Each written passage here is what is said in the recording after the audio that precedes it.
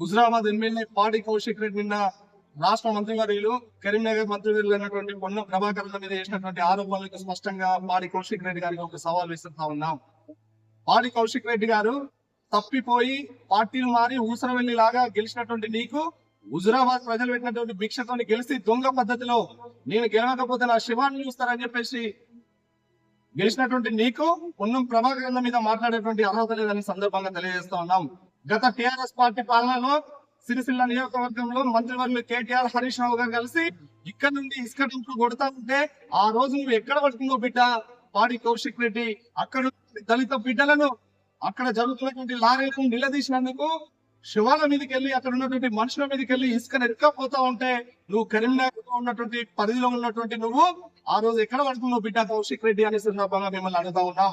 దళిత సోదరులను అక్కడ తాటికి పెట్టి కొడతా ఉంటే నోరు మెదపలేని నీకు సిగ్గు శరం ఉంటే ఈ రోజు ప్రభాకర్ మీద మాట్లాడేటువంటి ధైర్యం చేయకపోతా ఉంటుందని సందర్భంగా తెలియజేస్తా ఉన్నాం. నిన్న కాకుండా 5 నెలల కిందటి వరకు కూడా కరీంనగర్ పార్లమెంట్ పరిధిలో ఉన్నటువంటి అదేవిధంగా కరీంనగర్ జిల్లా పరిధిలో ఉన్నటువంటి గ్రానైట్ లారీలు కానీ ఇసుక లారీలు కానీ ఇసుక డంపులు కానీ బీఆర్ఎస్ నాయకులు 30 టన్నులు తీసుకెళ్తున్నటువంటి లారీలో 60, 70, 80 టన్నులు తీసుకుపోతా ఉంటే ఆ రోజు నేను నోరెక్కడ వేంది బిడ్డ కౌశిక్ రెడ్డి. ఈ రోజు నువ్వు చేస్తున్నటువంటి ఆరోపణలు నిరాధారమైనవి. కేవలం ప్రజాపాలనలో జరుగుతున్నటువంటి అభివృద్ధిని చూసి పొన్నం ప్రభాకర్ అన్న కరీంనగర్ పార్లమెంట్ పరిస్థితి ఏ సెగ్మెంట్ లోకి వెళ్ళినా కూడా అత్యధిక మెజార్టీతో గెలిచేటువంటి దమ్ము ధైర్యం ఉన్నటువంటి తెలంగాణ పోరాట యోధుడు. అందుకనే ఈ రోజు హుస్నాబాద్ గడ్డ మీద కూడా ధైర్యంగా గెలిచినటువంటి నాయకులు. అలాంటి నాయకుడికి మచ్చలైనటువంటి నాయకులు, విద్యార్థి దశ నుంచి వచ్చినటువంటి నాయకులు ఏ రోజు కూడా ఎక్కడ కూడా అవినీతికి కానీ కరప్షన్ కానీ నీలాగా ఎక్కడ కూడా కకృతి పడ్డటువంటి దాఖలు లేవు. అదే హుస్నాబాద్ లో నీకు ధైర్యంగా నువ్వు ఎమ్మెల్సీగా ఉన్నప్పుడు ధైర్యంగా ఎదుర్కొన్నటువంటి నాయకులను, అక్కడ ఉన్నటువంటి సర్పంచ్లను ఫోన్లల్లా పోలీసులతో మాట్లాడి వాళ్ళ మీద 3rd డిగ్రీ కేటాయించినటువంటి 3rd డిగ్రీ ప్రయోగించినటువంటి దురదృష్టవంతమైనటువంటి అభాగ్యమే నువ్వు. నీకు ఈ రోజు అవినీతి గురించి మాట్లాడేటువంటి అర్హత ఉందా బిడ్డ కౌశిక్ రెడ్డి?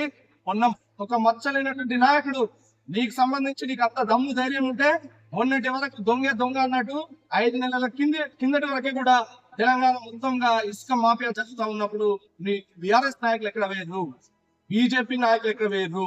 మీరిద్దరు కుమ్మక్క ఈ రోజు ఒక నాయకుడు మొన్న గెలిచినటువంటి నాయకులు ఆరోపణలు చేస్తే అవే ఆరోపణలు తెల్లవారంగా చేస్తా ఉన్నావు అంటే మీ ఇద్దరి మధ్యలో ఏం సంబంధాలు ఉన్నాయో ఒకసారి ధైర్యం చేసుకొని ఆలోచన చేసుకోవాల్సినటువంటి అవసరం ఉంది.